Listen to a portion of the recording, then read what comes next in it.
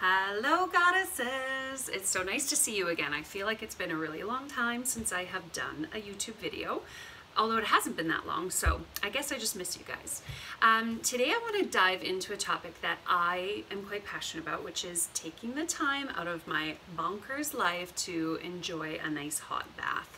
I know it's something that not everybody does and not everybody enjoys, but I'm here today to try to convince you that it is a really great thing for you to treat yourself to if you can just get over whatever it is that's inhibiting you from indulging in a nice hot bath.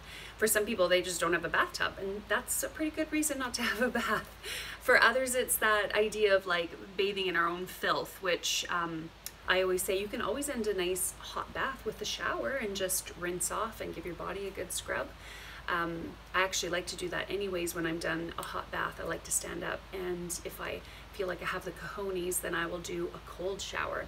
And it's really great for hydrotherapy, giving yourself some warmth and heat and then jumping into some cold. So a great way to wake you up and refresh you, and actually a really good thing to do in the winter time. I know it sounds maybe a little bit crazy or counterintuitive, but actually doing that cold therapy in the winter is very beneficial for our systems. So okay, so let's talk about something that I just really feel I need to get out there, which is there are two ways to have a bath. One is indulging in things that will assist and aid in making you healthier and stronger individual. The other one is putting things in your bathtub that are toxic to your health. And I always get pretty stressed out when I think about all the things and the concoctions out there that are on the market that end up in our bathtubs, not just for ourselves, but particularly for our little ones. I have 3 young children, and nothing gives me the heebie-jeebies more than thinking about putting in a toxic bath bomb or something that's like bubble bath is a big one, full of synthetic fragrance and really bad ingredients. Because when you're laying in a tub, your skin opens, the pores open, and then this stuff is just being slurped up into the system. And so to me, a bath is a real sacred time where you have the opportunity to really enhance your health by strategically choosing what you're putting in the tub with you, or it can be a recipe for, you know, not really promoting that great of health, especially for our babies. So really, mamas out there, I really implore you to start reading those ingredients on the bath products that you are purchasing and making sure that they are squeaky clean, because we don't want to be bathing our babies in this kind of thing. The two main things I would like you to be aware of in bath products that I know are so fun, and I'm such a Grinch for bringing them to light and putting guilt on you about it. But number 1 is fragrance, and number 2 is color. So those are the two things that really concern me in a bathtub, but believe me, that's just the tip of the iceberg. There's many other chemicals on the market in our bath products that really are cause for concern. So we'll leave it there for today. But so what I want to talk to you guys today is about the power of putting the good stuff in our tub. And for me, that would be things like Epsom salts, Dead Sea salt, Himalayan pink salt, and to some degree maybe sea salt, but it is not my top choice for health. And we'll talk about those few salts and why that is. So let's start with Epsom salts. The reason I love Epsom salts so much is because they are widely available, widely considered a cheap product. You're not going to pay out the nose for Epsom salts. You can get a good size 4 kilograms from your local Walmart for less than $10. You can get an even bigger one for about the same price from a local Costco. You can also visit your local drugstores and purchase Epsom salts there. One word of warning when you're purchasing Epsom salts: please try to make sure that they are unscented. And if they are scented, like often in drugstores you'll see lavender Epsom salts, or maybe even eucalyptus bath salts, Epsom salts. Read the ingredient list and make sure that that lavender or that eucalyptus in that product is an essential oil versus a synthetic fragrance. If it's fragrance, it will just say fragrance or parfum. And if it is the essential oil, it should have the Latin name on it. which would be Lavandula angustifolia, or for eucalyptus, it's Eucalyptus globulus, generally speaking. So be aware of that. Avoid the fragrance. Now, why are Epsom salts so good for you in the tub? Well, this is actually a controversial topic, and there are many people out there who say, well, there is no proven science behind the benefits of Epsom salts. So all of you people out there who are just touting how awesome it is, it's not proven, and you know, whatever, take it or leave it. But I know how I feel after I have a nice hot bath, whether that's just the heat from the tub, whether it's the addition of the Epsom salts. Like, I have gone into the tub sometimes feeling like pretty bad and come out the other end feeling like a human again. So whatever that is, there is some magic in a bath, and I'm not here to debate whether Epsom salts really are a thing or they're not. I think it's one of those things where I know it's not to be causing harm to my system, and I feel, even if it is a placebo, that it does help me tremendously. So I say go ahead and put them in the tub. Now you might be saying, how much salt should I put in the tub? And this is where I have a pet peeve with my own industry. It really irks me, you guys, when I see bath salts being sold in tiny little bags like this, in a fancy little box perhaps. This is 100 grams of Epsom salts. And one of my local, like one of the, I guess you could call them competitors, who's far advanced, much beyond my little small company. They sell 100 grams of salt, which fair enough could probably have maybe some Dead Sea salt or Himalayan salt in it to bump up the goodness, but 100 grams, which is just shy of half a cup, for $6.95. So for $6.95, you would dump this whole thing in the tub with you, and that's a single serving, so just under $7. But do you know that you're actually supposed to put 2 whole cups of Epsom salts in the tub with you? 2 cups, not less than half a cup. So, so I just think paying $7 for a dinky amount of bath salts is not the best use of your money. So 2 cups are supposed to go in your tub, and I think the best way to do that generally is to just go and purchase unscented bath salts, as I said, Epsom salts from your local store, and use them often when you go in the tub. Use them every time you go in the tub. Now, I wanted to bring to attention the qualities of Epsom salt. What is it good for, or what is it thought to be good for? So Epsom salts have an ability, as some people will say, to draw out toxins from the body. I don't know how truthful that statement is, but it is also known to be a drawing agent, which can help to draw out splinters or boils or skin infections, things like that. And it is widely accepted and known as a great treatment for eczema and psoriasis. So I feel very confident that Epsom salts are wonderful for our skin and can be used in that way. Another really important thing about Epsom salts is that they have the ability to relax your nervous system. So it can bring about calm in the body, because apparently it helps to produce serotonin in the system.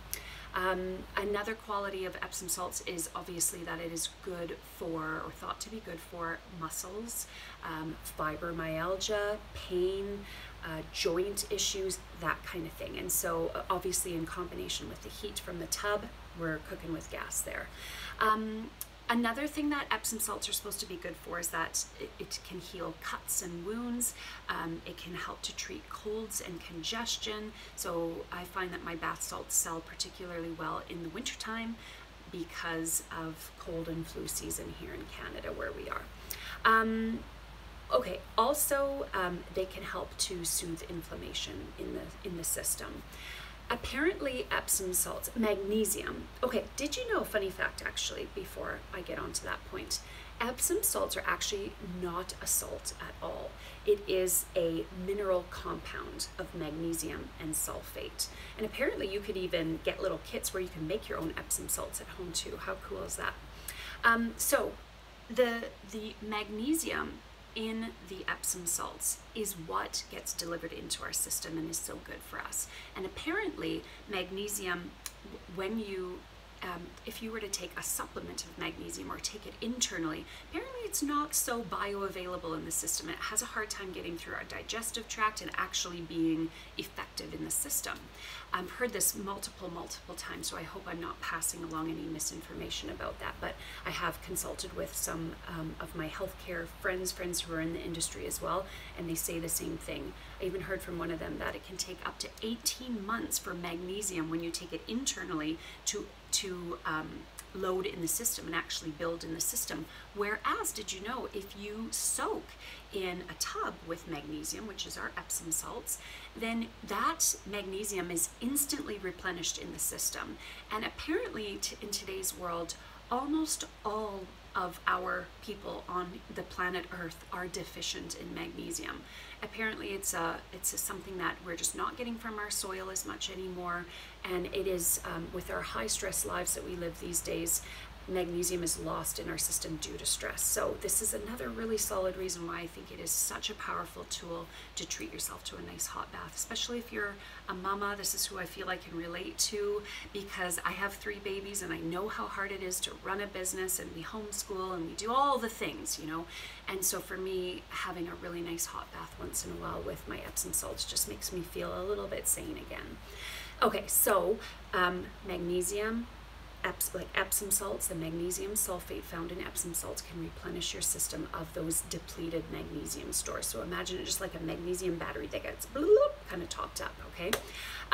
Magnesium also regulates the activity of over 300 enzymes in your body that have critical functions, even down to reducing hardening of the arteries or preventing hardening of the arteries. I have heard magnesium is good for. So I think, why not give it a shot?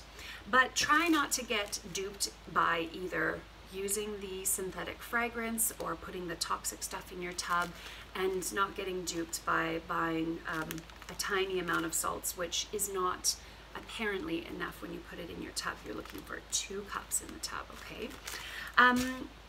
What else? What I do with my bath salts is I sell them in a large jar. Actually, hold on one second, I'm gonna get one for you. I'm gonna show you over here, my little retail zone. Here I am.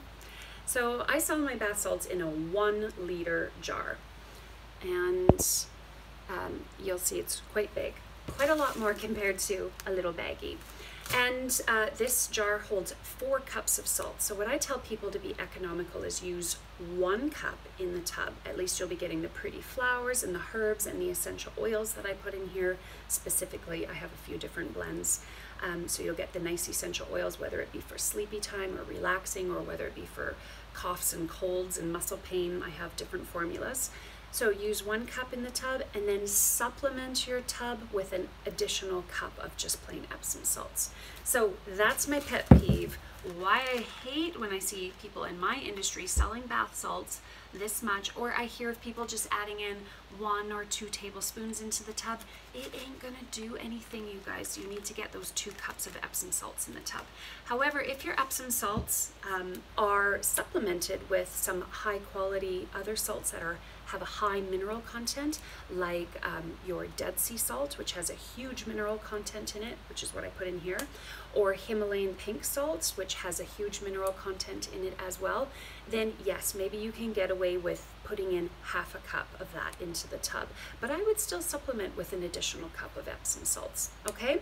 So that's Epsom Salt 101. I hope it was helpful for you.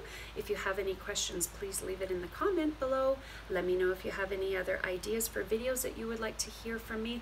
By the way, if you're interested in bath salts from the Green Goddess, these are, like I said, 1 liter jar, 4 cups, and it is $24 plus tax. We have 2 different types. One called Drift Tide, which is fabulous for sleepy time and stress, breastfeeding safe for you mamas who have babies out there.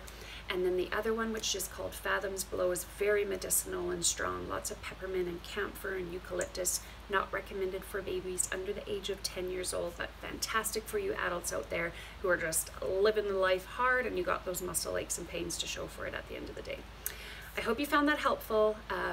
I will wish you a beautiful day. We're nearing the winter solstice here in Canada, so it's very dark, just catching the last few rays of light. So I wish you warm and cozy vibes. Hope you're all doing well during the pandemic, and I will be checking in with you guys soon too, to do another video about peppermint essential oil and why it is not a safe choice for children under the age of 6. So stay tuned, and please like and share this video. It would be greatly appreciated. Bye-bye.